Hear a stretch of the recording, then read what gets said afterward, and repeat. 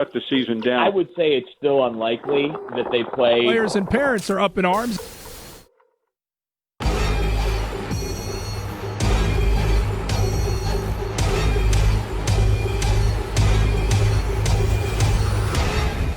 They're back.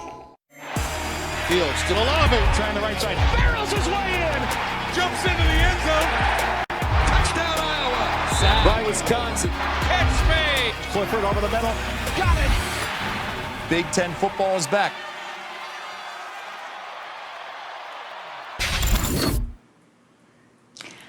They're back, and so are we for this Thursday edition of College Football Live. Happy to have you with us with Tom Lukenbill and Rod Gilmore. I'm Wendy Nix. Keep in mind, the last time we saw Justin Fields and the Ohio State Buckeyes, it was in December. They lost to Clemson in the College Football Playoff National Semifinal. The final score 29-23 in a game defined by missed opportunities. Fields sat down with our Kirk Herbstreit to talk about that loss to Clemson and how it will shape this season. You got to know, you got to remember all these fans that watch you and cheer for you.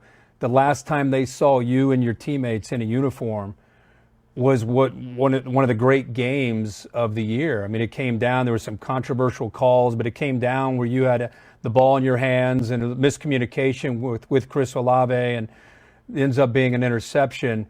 What does that game and walking off of that field? What memory stands out? That was the last time you put on a uniform. Yeah, I try not to remember it too much, but of course it comes back every now and then. But really, just taking that from last year is just what could have been, to be honest with you, and kind of that. I think that situation happening to us really drove us in the off season, and we kind of had fuel from that. So I think our team has definitely been fueled from that, and we've kind of had that chip on our shoulder this whole off season. So we've just been working, and we're excited for Saturday. Well, Fields back for another year, but the Buckeyes did lose some critical parts. Chase Young, Jeff Okudah, and J.K. Dobbins all went on to the NFL. However, after initially opting out of the season, Shaun Wade and Wyatt Davis have opted back in, and they should be key pieces for Ohio State this season. And just a reminder, you can see Justin Fields' entire conversation with Kirk Herbstreit coming up on College Game Day, 9 a.m. Eastern on Saturday. Rod, listen, the expectations are high for the Buckeyes, and in a lot of ways they should contend with Alabama and Clemson for a national title. What are your expectations for Ohio State? Well, I have big expectations for the Buckeyes. I expect them to be in the national championship game. Look, I expect the offense to be great. Will be great. I have no concerns about that. I am a little bit concerned about the defense. They had some heavy losses that, were kind of pointed out. The fact that Shaun Wade decided to opt back in, I think really helps. An inexperienced secondary gives me a lot of confidence with his experience. He's another one of these first-round pick defensive backs that Ohio State seems to produce each and every year. So he is a tremendous player, and having in, I think will really help that defense since they had such heavy losses. And Lugs, I think we've had some issues with teams playing quality defense outside of Clemson. So the concern for Ohio State, I think, is on the same level. So that's what I'm looking for on Saturday is how they play defense. Yeah, and I'm also looking to see how clean they play. The Big Ten has limited opportunities. You don't have your non-conference matchups versus MAC opponents to get your feet wet, get some experience for some of those newer, less experienced guys. So penalties, officiating, conditioning, all those sorts of things, you're hoping if you're Ohio State and the Big Ten that you come out clean and you hit the ground running. Now, you mentioned some of the losses. Well, there might not be any bigger loss than that game record in Chase Young a year ago. But I'm really keeping an eye on Jonathan Cooper. Big number 18. One of the things I love about him is not only is he a talented, disruptive player, but he's also one of their best effort guys. And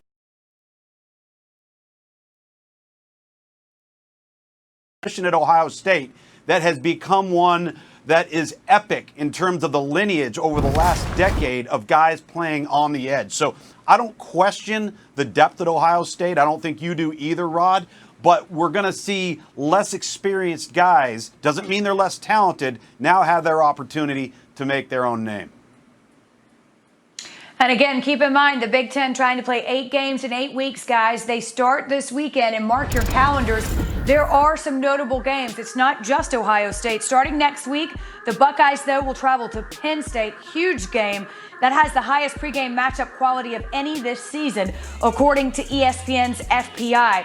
These games will have implications in the conference's showing in the playoff, something Ohio State head coach Ryan Day is fully aware of. I told him either you're going to look like a champ or look like a chump based on your preparation, because now's the time. And it's not just like, okay, we'll get it the next rep. That's what happens when you practice so much. And there's no real consequences for a mistake. Well, now there will be. And then, better get a better idea what kind of team we have Saturday night. We got a good opponent coming in here. And if we don't take care of business on Saturday, none of that really is going to matter. Well, listen, Tom, so many question marks, quite simply because we have not seen the Big Ten play yet this season. What are your expectations for the conference as a whole?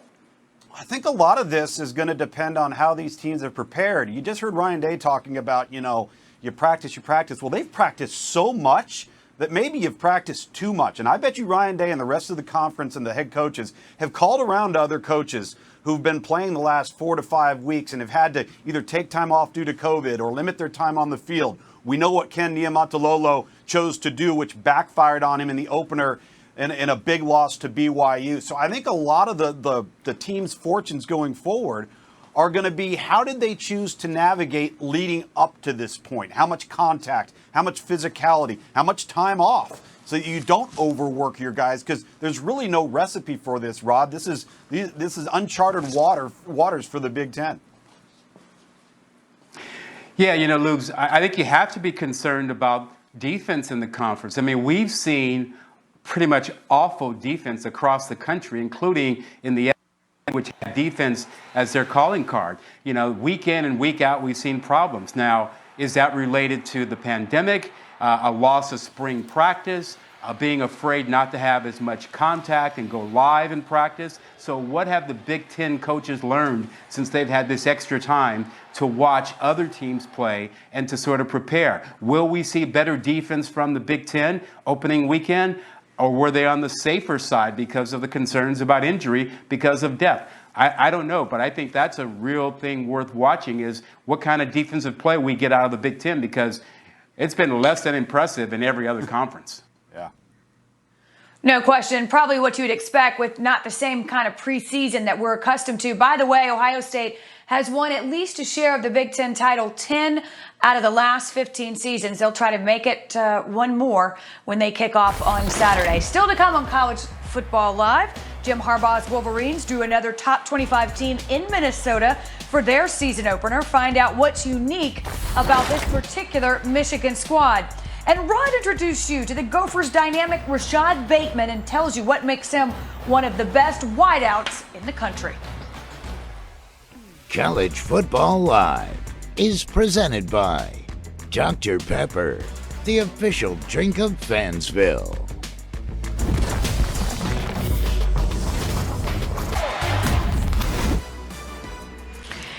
It's a Big Ten opening this weekend. We'll have a season opener for you Saturday. Number 21, Minnesota hosts Jim Harbaugh's 18th ranked Wolverines. They play, of course, for the Little Brown Jug, 7:30 Eastern, 4:30 Pacific on ABC and the ESPN app. Time for our weekend wake up, brought to you by Wendy's Breakfast. Michigan has won 16 straight games at Minnesota. That's good for the longest road win streak versus a single opponent in Big Ten history. That's according to our friends at Elias. Here's Jim Harbaugh on his Wolverines. I feel great about our team. In terms of talent, I feel really good about them. In terms of competitiveness and oneness, probably the most important thing. Nothing more important than team and oneness. So, all those things really good. Last piece, just assignments and chasing perfection in terms of knowing what to do, where to line up, how to do it, and then just letting it rip. Playing in the first ball game is the opener. Very exciting. Tom, listen, it's always important to win, but in this particular case, how important for Harbaugh's team to get off to a solid start against a ranked opponent? I think it's really important because it's going to be a telltale sign of who Joe Milton is at quarterback. When they brought this young man into the program, he was a big physical athlete, but he wasn't brought into the program to play right away, which I like. He was brought in to be developed, to be brought along, not have a lot of pressure on his shoulders early, and now it's his time. They recruited this young man. They've invested in him, and taking on a conference opponent in week 1, maybe he gets his feet wet versus Minnesota, who has a lot of new faces on defense, particularly within their front. So I think Jim Harbaugh has got to get a win here. If you look at the numbers with Jim Harbaugh, versus ranked teams, this is right in his wheelhouse. 8-2 here on teams ranked 11 through 25. I'm just glad Minnesota's not ranked in the top 10 right now. That's where Michigan has struggled.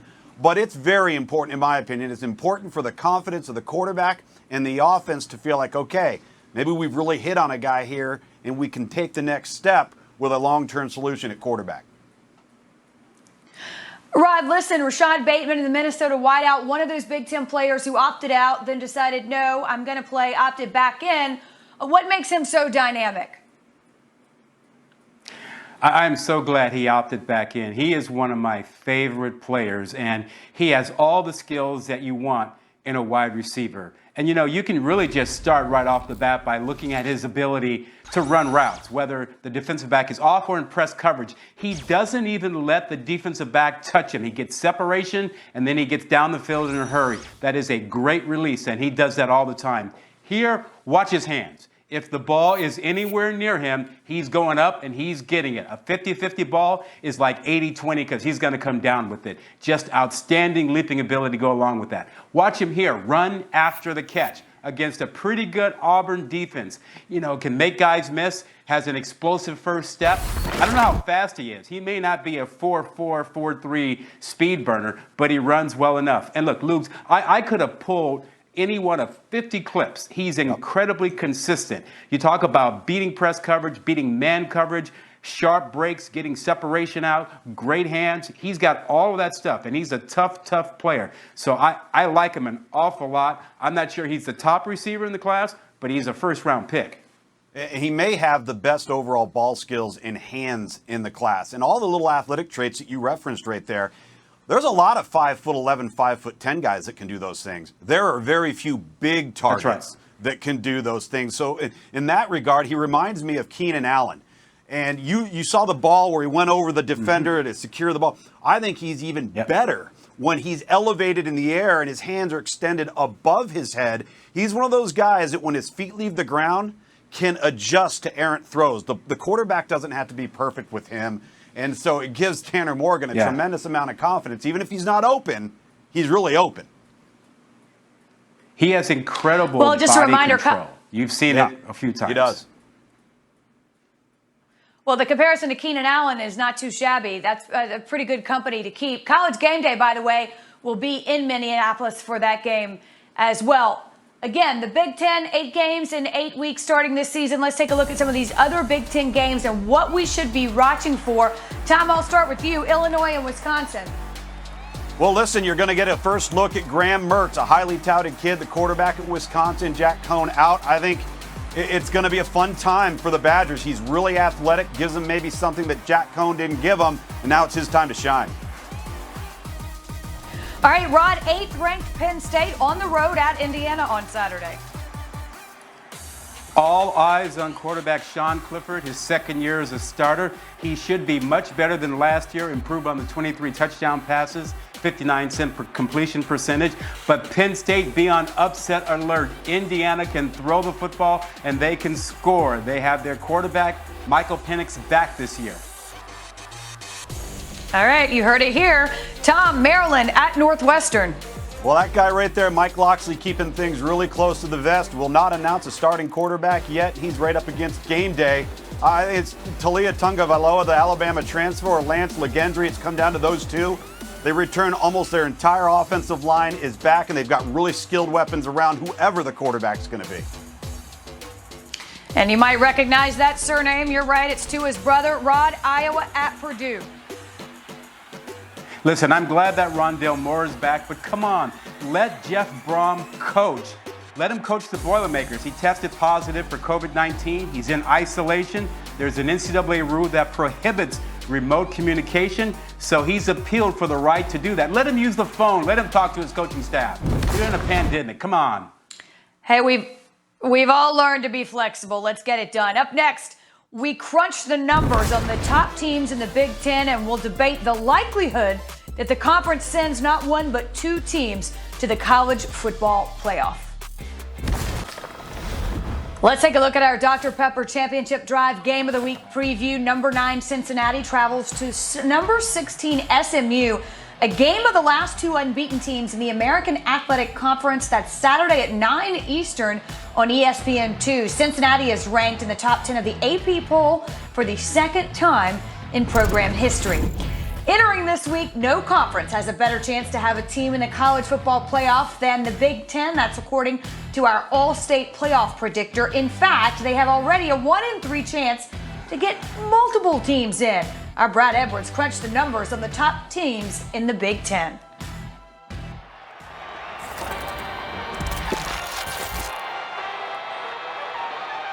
I kind of sense a chip on the shoulder of Ohio State.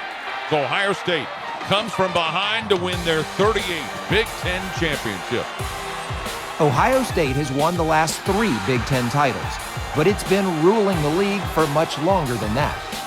Since 2012, the Buckeyes have lost only 4 conference games. Wisconsin has the next fewest with 17.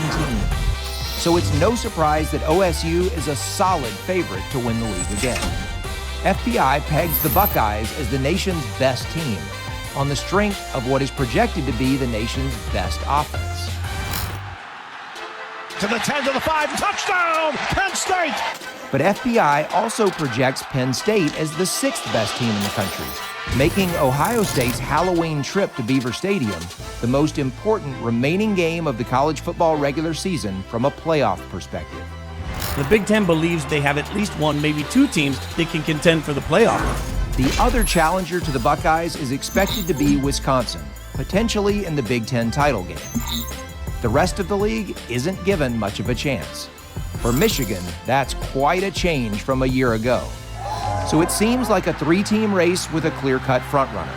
But as the other conferences have already shown us, the games don't always stick to the script.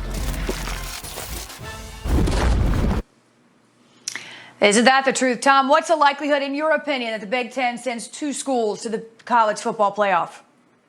Slim and none. I just think so many things would have to be perfect for the Big Ten, and if 2020 showed us anything, it's anything but. You'd have to have 2 undefeated teams, ranked high, playing well, into the Big Ten championship, and then you'd have to still consider a 1-loss team versus what is going to take place in the SEC and in the ACC. And Rod, I tell you, I don't know what that 96% represents. Is that a reflection of how good they think Ohio State is, or an indictment on what they think the rest of the Big Ten is? Yeah, I'm with you. I can't see it. I don't see this happening. It's a long shot. I mean, think for a moment about what's happened. You know, you got Micah Parsons and Journey Brown out at Penn State. That's some star power that you've lost at Penn State, and that's a factor. That's a real issue. For Wisconsin, which is another favorite, I'm not convinced Wisconsin will play enough top 20 teams to have enough wins to impress the committee. I think the best opportunity, there's so much respect for Ohio State. If Wisconsin or Penn State wins the Big Ten and a 1-loss Ohio State team is sitting out there, I think the coaches on that playoff committee have so much respect for what they've done over time and the amount of talent on that team that a 1-loss Ohio State team could get in without winning the Big Ten. And we've seen that before. Remember 2016, that happened when they didn't win and they got in. So I could see it happening that way. And we still have the one X factor. How many games will they actually get in? Because if the number of games from a data sampling standpoint has to match up versus an ACC or an SEC that's played a full slate of games, that's the unanswered question that we don't know yet. And I think it's worth mentioning, guys, that the Big Ten protocols are a bit more strict than the other conferences. Again, 8 games, 8 weeks. No wiggle right. room. On top of that, a 21-day quarantine as opposed to a 14. But this is a glass half full day, and we're going to have football in the Big Ten back over the weekend. Looking forward to it. See you guys tomorrow.